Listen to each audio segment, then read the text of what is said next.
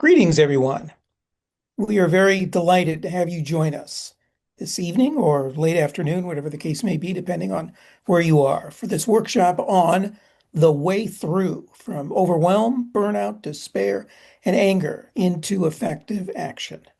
I'm Greg Coleridge, Move to Amend co-director. This gathering is an introductory session of a new course that Move to Amend is proud to introduce as part of what we call our Movement Education Program, or MEP, which is a free curriculum designed to provide analysis, historical perspective, and exercises for activists and organizers. The MEP addresses the way corporatism, capitalism, white supremacy, patriarchy, and related oppressive structures impact our organizing, and it offers alternatives to consider as we work for justice. The Way Through is a carefully structured program that guides you through the process of cultivating personal awareness, emotional resilience, and psychological growth. It also supports developing practical skills for organizing advocacy and community engagement. We feel at Move to Amend that it is an urgently needed but neglected resource for individuals who wish to take action for justice in all its forms in these incredibly chaotic, disturbing, yet opportunistic times. One feeding and it almost feels like actually like a tipping point, does it not? Yet we're held back by any number of painful or paralyzing personal feelings. We hope that you'll be inspired in hearing and engaging with Tara Ingram, our presenter this evening, about the course, and we'll sign up and go through it at your own pace, either by yourself or with others. Before we get started, a word on logistics. You are all at the moment muted. If you wish to ask a question or make a comment after the presentation, just add it to the chat anytime. Alfonso Saldana, MTA co-director, will monitor the chat and share them with Tara. Because of the set time limit of 1 hour this evening, we're not going to take verbal questions or comments. So again, feel free to add comments or chats or questions in the chat. Our presenter this evening is Tara Ingram. Tara is, as was described in the bio that hopefully you all took a look at, is a psychotherapist in private practice, chair of Move to Amend's board of directors, and co-founder of the Mutual Aid General Fund of Sacramento with a Radical Guide. And Radical Guide is the organization which houses our movement education program. Her PhD in psychology is grounded in a cross-discipline curriculum which includes sociology, political liberation theory, and earth-based indigenous healing models. We feel her knowledge and vast experience makes her the perfect, brilliant mastermind behind the development of this course, which she will navigate us through right now. Tara, take it away. Thank you, Greg. I am not the only mastermind. This course, it has been developed very collaboratively, actually very much with Greg and also Jason Bayless of Radical Guide, the founder of a Radical Guide, particularly them. But this is very much a collaborative effort that we worked on for a long time. And I was the main person who translated it into this format that you'll see now. My name is Tara Ingram, as he said. She, her. I live in Sacramento, California. Spent all my life in Northern California, grew up here. And I've been involved with Move to Amend since 2012. First just on committees and affiliates and things like that, and have been involved with the board for quite some time. Once I learned about corporate constitutional rights and saw the fact that it underpinned every issue I was concerned with in the world, that's where I focused my energies for the most part. And it's a remarkable movement. And glad to have you all here. Thank you for joining us. So feel free to introduce yourself in the chat, names, pronouns, where you're joining us from. And so I will start here with, this, we often don't think of things this way, but there's just a really profound connection between personal transformation and public action. And we often think of this binary between inner world and outer. Um, and that's part of what prompted us to start this whole process of creating this material. And with what we're facing in the world, this term polycrisis, overlapping, simultaneous, urgent crises in many, many realms: environmental, economic, political, social. We're seeing it play out. Um, you see, again, like Greg said, feels like a tipping point. And really, this presents watching this unfold, experiencing these things, presents us with enormous challenges. Like concerned individuals who want to make positive change in the world, it can be really overwhelming. How do I make a dent in this huge problem that is these problems that are so much bigger than we are? Um, it can be really difficult to imagine that positive change is even really possible on any significant level. So I'd like to invite you just to, we each have our own reasons for exploring, that drew us into exploring this topic together. For myself, like being involved in movements like Move to Amend, where I can channel that energy, that taking action is a really crucial part of it, but it's not enough. There are times where the internal experience, the emotions, the despair, anger, overwhelm, just feeling paralyzed can really become very visceral. And so we created this course, for those times. And I've needed a lot of support for those over time. And, you know, day to day, really. I mean, in any given day, I draw on these kinds of resources. Um, so if you would like to, you could also share, type in the chat, what motivated you to join us today? What struggles have you had that you are seeking support for? I'll just be quiet for a moment and see if anybody would like to share.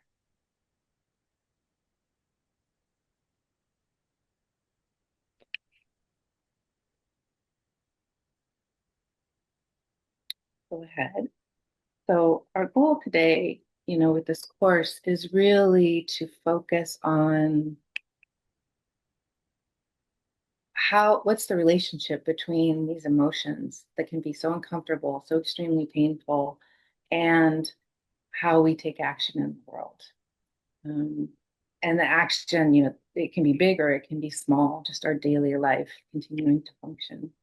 How do we transmute these emotions? How do we use them as fuel? Um, how do, we often are we're not taught a lot about how to work with emotions in our world, oftentimes. And so this course is aiming to use those resources that are out there to help us learn. So first I will talk about just kind of how the course works. Um, this really, a lot of this is pulling together material that is out there already and just putting it, really curating information that's out there already and putting it in context with each other. So you'll see a really wide range of diversity of resources, and some will speak to you and some not. But the good news about that is that it'll give you places to turn to if you're not already aware of them.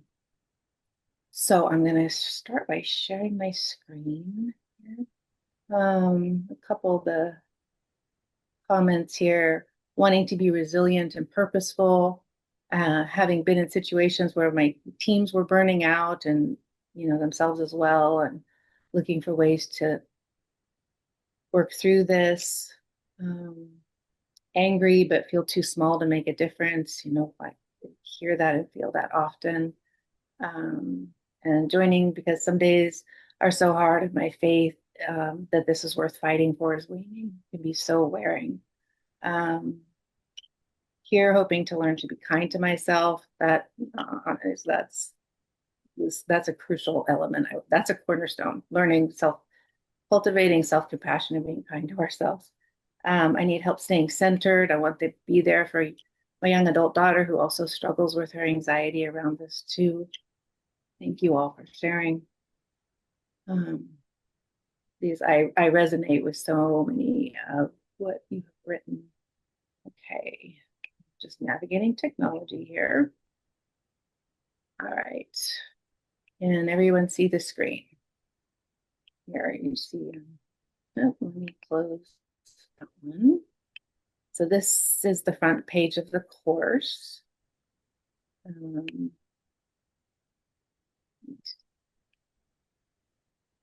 right. I'm going to go ahead and, so the front page of the course is here. There's an overview that describes a bit of what I was just conveying, and I'm going to go into the introduction here.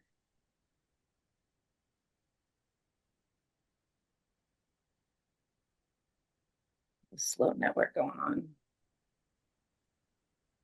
Probably because Zoom's going too. I wasn't anticipating that part. So, in terms of an overview of the course, I'm going to scroll down first to the outline. So here are the sections of the course.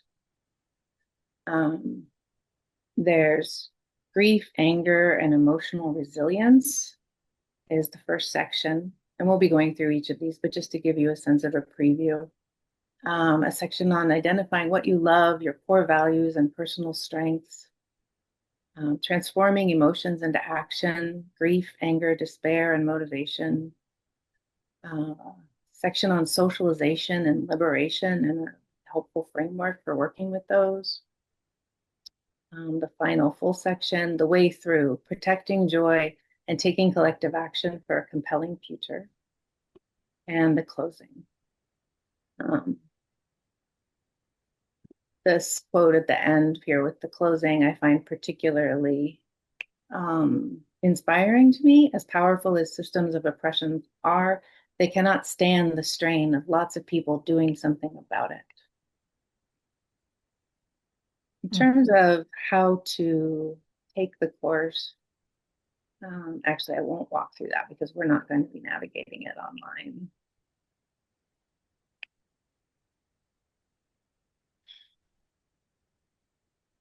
The one resource you'll see a lot in here is Dr. Sarah Jaquette Ray. You'll see her name a lot. She's a professor and a researcher who works at the intersection of social justice and climate emotions. Her work is focused on the ways that our emotional and inner lives are absolutely central to our ability to engage and change in the world around us. And although her work focuses on the realm of climate justice, it is deeply applicable to any realm of the crisis that we face. So I'm going to just play this. Worry that someone might hear this as sort of we need to turn to the self-help aisle, and I know that is not what you're saying. I want to give you the opportunity to sort of yes, but no. I mean, this goes to Audre Lorde's point, and this is also Tricia Hersey's argument in Rest is Resistance. This notion that if in the process, so if we think about the greatest resistance, the thing that's most likely to change capitalism as we know it, the thing that's most likely to lead to what Joanna Macy calls the great turning, the just transition that we all hope for. This is all stuff that if we have no energy and we are in fact unhealthy and we are literally and figuratively killing ourselves with the stress of the work of it, then it just does the work for them, right? I mean, it does the sort of, oh, in fighting us, they've destroyed themselves. How great, then we win, right? There's a sense of, Tricia Hersey articulates this, and Audre Lorde, of course, articulates this, that the inner resilience, the inner resolve, the inner strength is in fact the most important act of political warfare, is the way Audre Lorde puts it. But we don't often think about in dominant white society this notion of the interior as an exterior resource, right? I mean, we like to keep them really separated and really clear binaries around mental, physical health as a binary that I think is bogus, of course, in wisdom traditions, and indigenous communities have known this forever. and the medical models, you know, don't address that at all. Or something like interior work versus exterior activism. We simply cannot figure out what the most effective actions that we should take are unless we do some interior work to figure it out, right? So there's a sense of the interior work being a kind of action. In my book, I try to provoke us to think that we think of interior work as passive and then activism as active and action, but we ought to think about as Hersey puts it, rest as a form of resistance, or it just, that's a provocation to have us think about things that we think of as stillness or passivity, if leveraged politically, are extremely important for political change. I love it as that idea of from Lord as an act of resistance. So her, you know, her words encapsulate it so well, that there is a deep relationship between our inner world and our emotions and our outer world and how we navigate that outer world. And so this next section is, okay, so what do we do with these, you know, rather intense emotions sometimes? Despair at the world, some of the emotions that people shared in the chat. So I'm just going to put a little plug in here that my natural habitat is having one-on-one conversations and listening a lot. So there's a little bit of awkwardness with navigating the technology and presenting, but I'm very glad to be here. So the lesson in this piece is how difficult emotions actually can be used as lessons in fueling emotional resilience. And not only about how we live our own lives, but also in working solidarity with others to promote positive change. So in terms of how emotions matter, the reason why we have fear, this quote here, the reason why we have fear, the reason that motivates us to act like our house is on fire is because there's something that we really love that is under threat. And the love is what we can really tap into sustain long-term work. It's not that the grief or the despair or the fear go away, but they can open the door to helping us tap this much more enriching resource of emotions as well. So in terms of our time, I'm going to just highlight pieces of these sections and to give you a feel for kind of the core elements of it. So we often think of emotions as something to fix or solve, right? I have to figure out why I feel despair. I have to figure out what I have to do about it. And yet really what the way through in this sense is all of our emotions are actually messengers. They give us information about what matters to us and what's needed. So for example, anger is a healthy response to injustice. When we see someone getting hurt, when we feel our boundaries being crossed, anger is what helps motivate us to take action to protect. And when we suppress these difficult emotions, we suppress them or override them or distract ourselves or try to pretend they're not there. We lose access to the wisdom, and that makes it harder to act. So learning skills to engage and get more comfortable with these uncomfortable emotions can become a really important asset to us. I was going to show a number of videos, but with how they're clips, they tend to be really short, but with how lagging the internet is, I'm going to go ahead and just move through. I really recommend them though. The course is free. You can log in and view it at any time and sign up. So, emotions, they're essential to our decision making, retaining knowledge, our capacity to build community, our ability to respond effectively, to be response-able, right? To take responsibility for pieces of life that matter most to us. Oh, there are a couple of really good videos in here. I feel really torn right now about this. I'm going to show this one. So this particular section, we're focusing on grief. And when things we love are being hurt, we feel grief. When we have loss, we feel grief. And while I'm doing this, and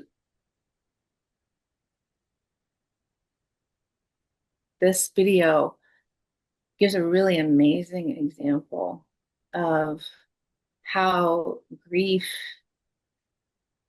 is this very rich territory that doesn't just include sadness. It's not just sadness, it's so much more than that. And it's such a powerful force for healing. Apologies. Okay. Here we go. You know, my wife was a comedian, you know, and when she was in hospice, we spent a lot of time. I mean, I would say I spent the vast majority of the 2 years that my wife was aware of her metastatic cancer, trying to make her laugh, you know? And there was a lot of fun times in that, you know, and there was a lot of laughter in that. I mean, when she was in hospice, you know, when we were trying to lift her on the Hoyer lift to use the restroom, she requested that we sing songs from theme songs from 80s comedy shows like The Brady Bunch, you know, Facts of Life, Cheers, and we sang those songs. We belted them out. See, that's grief too, you know, and especially if we're thinking about grief in terms of its utility for social change. I think it's incumbent upon us to understand as movement leaders that sorrow, melancholia, it's an important emotion to understand, but it's the transformation, it's the engagement of that emotion, and the acknowledgement that joy is also present in grief. That's what becomes a motive force. That's what becomes a mobilizing energy. If we want people's grief to turn into action, if we want it to transform into agency, we can't only engage with it as sorrow. That's not going to work. Right. And that's different from that, like, binary of you're all healed and everything is ducky and you find the gifts in what's happened to you versus like collapsed in a corner in despair. I think, especially if you've just lost somebody or you just received a devastating diagnosis, it could be easy to hear what you just said as don't stay in sorrow, don't stay sad, make something out of it. And that's actually not what I hear you say. Not at all. In fact, yeah. I'm sad every day, you know, and I will be sad for the rest of my life. And I think that any Black person in America is sad most days. I think that you can't be an immigrant in this country and not be sad. You know, sadness is a crucial part of acknowledging the reality of our conditions. So I believe in sorrow. I believe in the night. I am 100% a fan of the truth. I think that the difference is that joy is also the truth. And there's, you know, the point is not to exclude sorrow, it's to include joy. It's to include anger. It's to allow ourselves the full range of what acknowledging loss means. Being a therapist, I hear a lot about what people in their life, if people are in grief, what their people in their lives are saying to them about the grief. And so I hear some of these misunderstandings. If you would like to share, feel free to just share messages about, you know, that you've received about grief or have understood, both helpful and unhelpful messages about it. These kinds of resources that are shown in the course here are really helpful as an antidote to some of these misunderstandings about the complexity of emotion and the purposes that it serves, the wisdom that it offers. So, you know, another quote, Grief, after all, is a manifestation of love, and our capacity to grieve is in some ways proportional to our capacity to care. Grief is painful, but when we process our grief, in community especially, we are less likely to slip into despair. If I don't really let myself grieve and have all the feelings, I'm robbing myself of an ability to really understand it deeply. The grieving really informs my thinking and my future decision making. Act more rightly and strongly in a much more rooted way if I have let myself grieve. If I really grieve properly, then I am much more fully available to be in service to the planet. And this, like the speaker in the short video shared, sadness is with her every day, right? And so it's part of, it's like woven into the fabric. These emotions are woven into the fabric. And the more we can make space for doing that, actually, the less negatively impactful that they will be. So those sections up above, they talk about the importance of grief, the the wisdom in grief. But then it's like, okay, well, what do I do with it, right? So these resources here, and are not going to go into each one, but I'll just give a feel for them. Different ways, different sources of wisdom about really how to work with grief, how to conceptualize it, how to get to know what's happening inside of us. Um, this particular resource, The Five Gates of Grief, and here's this interview here, the 8-page interview, really explores it in detail, but explores this really amazing framework of grief in depth. There's these 5 gates that he describes. And then the joy that lies beyond in terms of working with those. This second piece is from the same person that was in those videos just there. There's a podcast and an article where, like in the podcast, that leaning into grief with others really helps us create the beautiful world that we want. There's a difference between sorrow and grief. So she's looking at what are our narratives of grief? How do we cultivate that? And then the other article talks about what becomes possible when movements are brought more healthy, in more healthy relationship to grief. And she offers 4 steps to moving through grief: feeling the loss fully, seeking solace and comfort, finding inspiration, and taking action from a place of grief.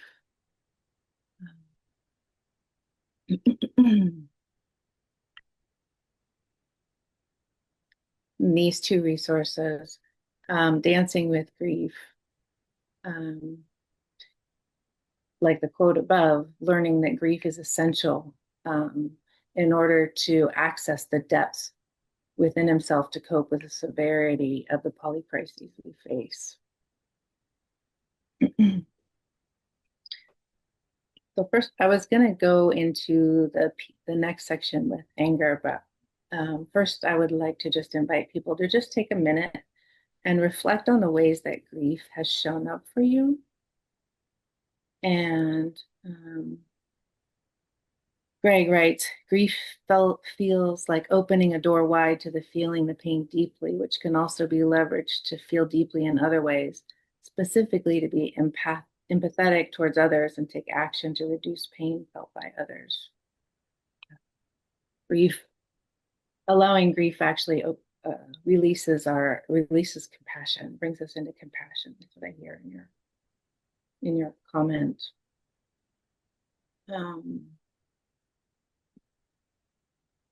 So take a moment to reflect on how grief shows up for you and either what challenges you've had with it or what ways you've learned to work with it. And please feel free to share in the chat.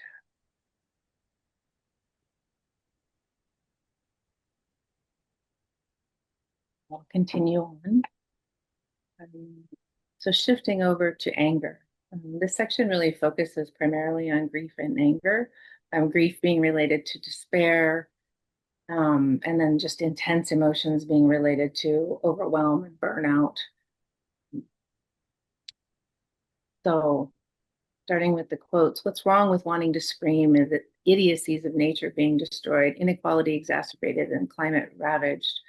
Why is anger deemed unhealthy? I've spent a lifetime trying to run out my anger. So the idea that I should actually live with it and use it as a force for change is new.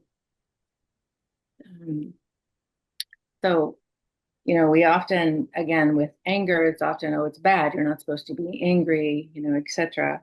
But really, research findings show that frustration and anger about climate crisis are really adaptive responses, and that experiences of injustice or unfairness tend to provoke group-based anger and motivating collective action. And that in research, experiencing eco-anger predicted better mental health outcomes, as well as greater engagement in pro-climate activism and personal behaviors.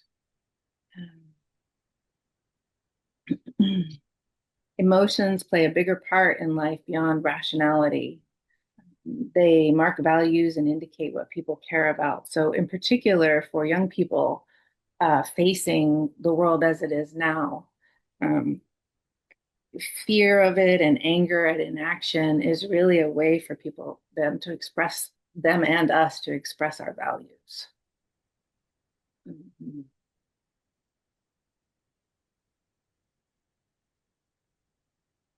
So these articles are really about, these resources are about how to turn and face these emotions, to think of them differently, to think of them as resources, and to we often feel so alone in alone in our anger, alone in our grief. And it's recognizing that it's pervasive for all of us. And it's a shared human experience that we can support each other with.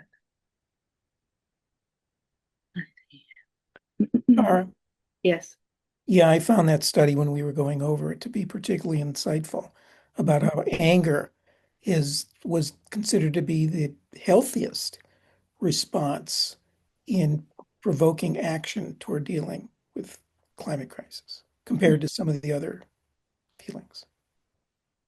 Yes, absolutely. And it surprises people sometimes. And some of the videos in here, the clips in the section before about emotions, how emotions matter in activism, Dr. Sarah Jaquette Ray talks about that in particular, what each of the emotions kind of assists us in, and actually a psychological understanding of anger is it literally healthy anger, right? Not toxic anger where we're taking it out on other people, but healthy anger. It is our body's natural response to injustice in some way, to harm in some way. And it is an outward acting. It literally physiologically motivates us to act. And so tapping into that is crucial. And also it helps when these things stay inside of us, they weigh us down. That's one of the major parts. They build up and weigh us down. So cultivating practices to just even just simple checking in with yourself. What emotions are present for me today? Sometimes it can be surprising that you can sort of feel like you're fine, but when you really stop and listen inside, can be a lot there. So simply validating, checking in with yourself and acknowledging them, that's actually a fairly straightforward, simple thing to do that can make a big difference. One of the reasons that these resources are included in the course is because reading about these perspectives helps as an antidote to the misunderstandings we have about how emotions work inside of us. So the next section is focused on, and I'm just kind of going to touch on this part just because of time. And right now I'm wishing that we had a little more. so that we could go into it even more. But one of the um, one of the things that I learned when we were initially doing this research for this course was about identifying core values. You know, we all have, and we all have values inside us. We know that they're there, but we don't often really make them concrete and known. And we all have our personal strengths and unique gifts, and that you will see in this section, it covers how to really make those conscious and use them as a resource, and that they make a very big difference in our well-being. And I really love this quote. To fight for the long run, you need to find both what makes your heart break and what makes it swell out of your chest. We need to be angry, outraged, and heartbroken about the harm and violence that is being caused. But we also need to find that thing that mends your heart, your hope for something better that excites you so much that your heart swells out of your chest. It's when we have both of these parts that we get to a place where there is no choice but to act in a way which will form new worlds. We can't help ourselves. The prospect of creating something better is what we can't ignore. So this piece first is really, what do you love? Where we feel love, we feel the strong emotion, and we're really propelled to act in order to nurture and protect that which we love. And so really going through and naming it to ourselves. If we had more space here, I would give us some time in each of these pieces with what you love, your core values, and your personal strengths. But I do recommend taking time with each of these. It can, like with the core values, it can really feel like, I don't know, we just sort of implicitly know what our core values is, but actually naming them, um, you know, this section here describes how making our core values conscious so that we can act on them with more intention can really provide an important buffer from difficult experiences and increase our sense of personal agency in our decisions and actions. And so having that becomes like a cornerstone or a foundation for making choices about how we might direct our attention in this like overwhelming array of there's so many possibilities of things to do and so many sort of fights to fight. Where do we channel our energy? You know, in this quote up here, each one of us must choose the path that is ours. The sum total of this is legions of people taking actions in their unique ways and supporting one another. And that we need to have an understanding of ourselves as having a meaningful role within this story. In this section, we learn that research shows that recognizing and using our own unique strengths, our own gifts, really leads to increased vitality, motivation, self-confidence, and a stronger sense of purpose. So these three pieces around what you love, your core values, and your personal strengths and gifts, I find them to be just a very concrete thing that one can do in a fairly short amount of time that can provide a really significant anchor. I think we could spend an hour doing this together, honestly. But as this is an introduction workshop, we'll move forward. So this next section is really about, okay, we've learned about like the role that these emotions can play, and the way that they can be a resource. And so now we turn to more significantly turn to what are the skills to actually really engage them.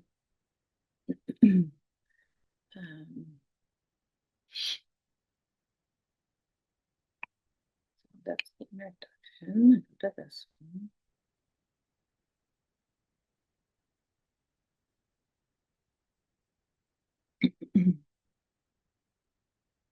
Again, we have this binary we often think of emotion and action as completely separate things. But as this says, it's about action and emotion. And one very simple thing, if you feel overwhelmed by existential despair, do something. It doesn't have to be big. It just has to be anything that isn't nothing. Ken, as asking about how we sign up for the course and what the cost is, we will post a link to signing up for the course at the end, and the course is free. It's free for anyone to access at any time. Let's see if this. Okay. I'm going to take the time for this one to load because it's very lighthearted and very profound at the same time. The thing about knitting is it's much harder to fear the existential futility of all your actions when you're doing it. Like, okay, sure, sometimes it's hard to believe you've made any positive impact on the world, but it's pretty easy to believe you've made a sock. Look at it, there it is, put it on. Now your foot's warm. And so this person responds, I'm literally reading a book right now, Burnout by Emily and Amelia Nagoski, good book, by the way, that says this is scientifically sound. There have been studies done on rats and dogs where they developed learned helplessness in the animals by giving them impossible tasks. Eventually, the animals stop trying even when the tasks stop being impossible, i.e., put a rat in a cage in a maze with cheese, and if it can't get to it until it develops learned helplessness, then put the cheese somewhere it can get to, and it won't even try. But once they show the animals that they can do something, i.e., physically moving the rat to the cheese, the learned helplessness goes away. No one can move you to your cheese for you. But the book says doing something, which they define as literally anything that isn't nothing, can help. Make food, work in the garden, clean a thing, do a favor for a friend, call your elected officials, knit a sock. If you feel overwhelmed by existential despair, do something. It doesn't have to be big. It just has to be anything that isn't nothing. And, like we've gone over some sources that really talk about, okay, working with grief, how do you dive, or anger, and that can be kind of meaty, something significant to do, but also like you can just get up and do something, and it helps shift our energy. And I would also add like finding small joys in our life, like really paying attention to the small moments can make a really big difference. Seeing where we are here.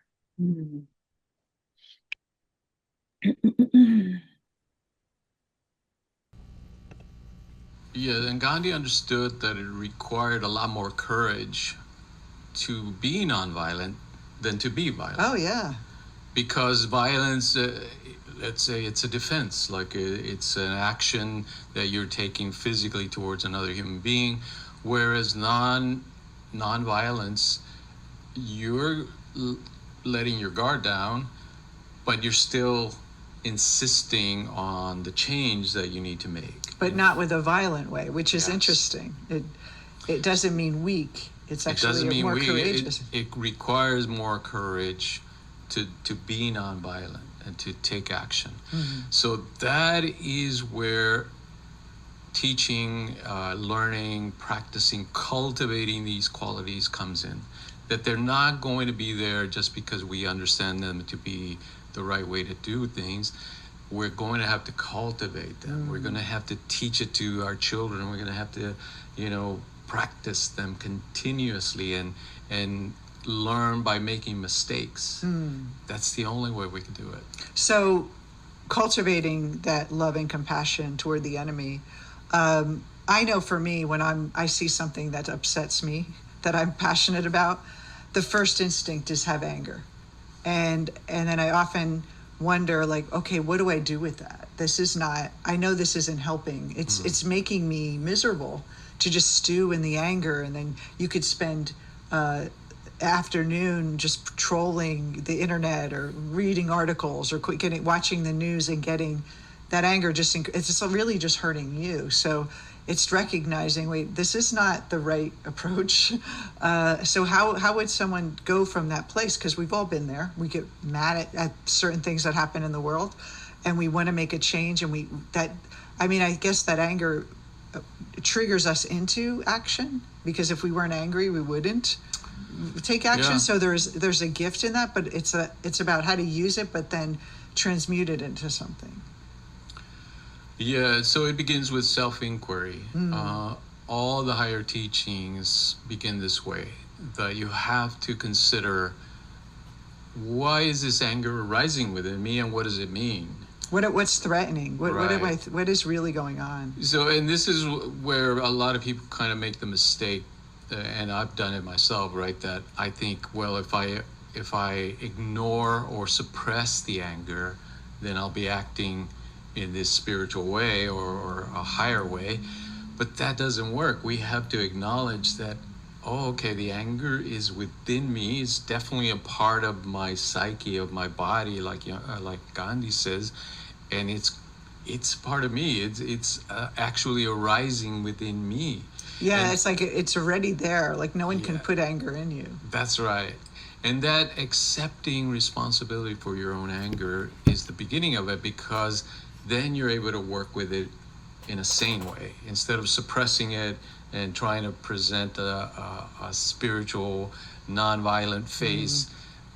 That's not going to work. It's simply going to build up, and it's going to come out in other ways. Or you might say, I'm angry. Oh, okay, I can't feel angry. I'm just going to put a light around the planet and hold my intention for a beautiful world, and I don't need to, like, almost like I don't need to fight out there.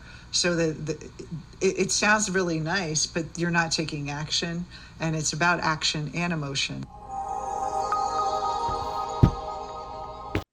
So with the time, I am going to jump ahead.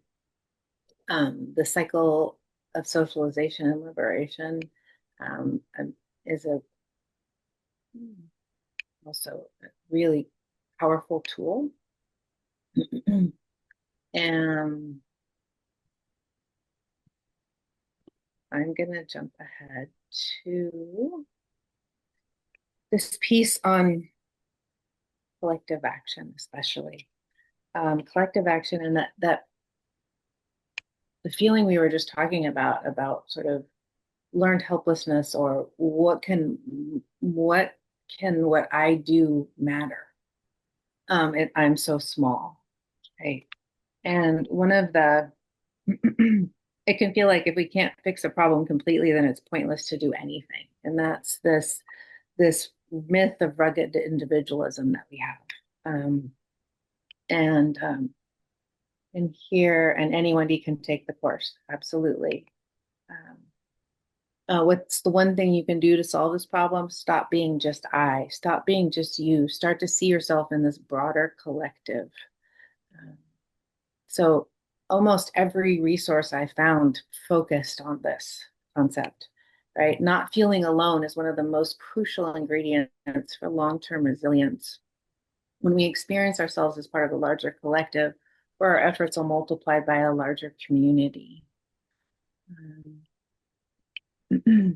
And, we think of collective action, and a lot of times we'll think of protest. Protests are amazing. They're very powerful. But collective action, it can mean so many things. And I really invite folks to really think about, what ways can I feel part of something bigger, even if I'm doing something technically alone, right? You can tap in, you can be aware of other people who are doing similar work. You can, there's a lot of ways to look at what a way to feel part of a broader collective. It's available to us in a lot of different ways. There are people who are plugged into mutual aid efforts where they're active very daily, weekly, with a group of people, and then, other people who are more solitary. Everybody can find ways to be part of something bigger in their own feeling of being part of something bigger. And I would also really highlight, that this, in particular, this is explored in this book by Rebecca Solnit called Hope in the Dark. It's a really nice, small, potent volume. Her work really demonstrates with many examples the how very small, often unnoticed action can really accumulate to create significant change. So it really gives us permission to see our individual efforts as part of a larger collective movement in ways we might not even be able to imagine. It reinforces for us that our actions, even small ones, have the potential to contribute to broader social and political change. And that is one of the biggest antidotes to burnout, um, is feeling like what we're doing actually matters. And that it also needs to be sustainable. Whatever we do, our work needs to be sustainable. We need to have ways to, like I think it spoke to in the very first video, keep our well-being intact as much as we can. This is a long game, you know. Audre Lorde quote, "Caring for myself is not self-indulgence. It is self-preservation, and that is an act of political warfare." um, this um, there's a song here that would be really wonderful to play, but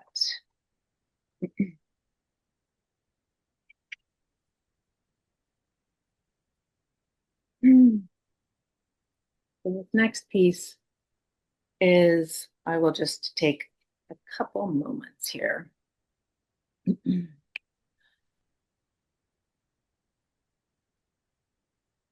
What are we fighting for? What future are we working towards?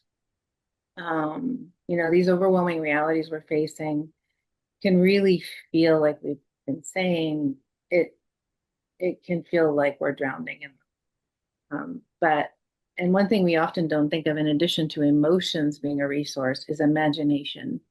And it's one of the most crucial medicines we have to counteract these forces. And in particular, it's about really being able to imagine the future we want. This resource in particular here is really helpful in that way, and I recommend it. And he talks about the ways that the way our brain lights up when we remember the past or imagine the future, it's the same neural pathways. And so if we are fed information that we see is it's all the stress stories, it's all the negative stories, it's all the harm that's being done, then it's really difficult for our brain to come up with images, really to feel the images of the future.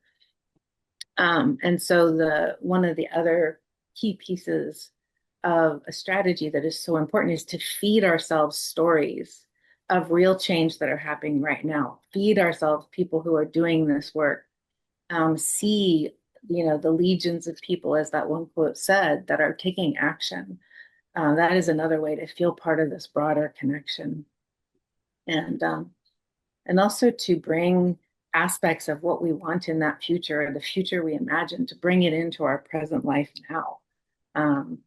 She says, maybe, part of it is listening to music, dancing, eating good food. That's what you can imagine in the future, is really looking to bring those qualities into your life now. Because as bleak as everything can look, and that, we're not going to whitewash that, the future truly is unwritten. We don't know what's going to happen.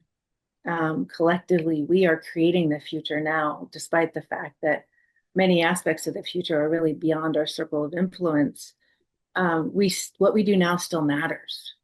And this quote here really speaks to that to me. If we can recognize that change and uncertainty are basic principles, which they are, change and uncertainty, change is inevitable, uncertainty is the reality that we live in, we can greet the future and the transformation we are undergoing with the understanding that we don't know enough to be pessimistic. The future is unwritten. So we're going to email you a PDF. There's a section here in the closing that lists the key strategies.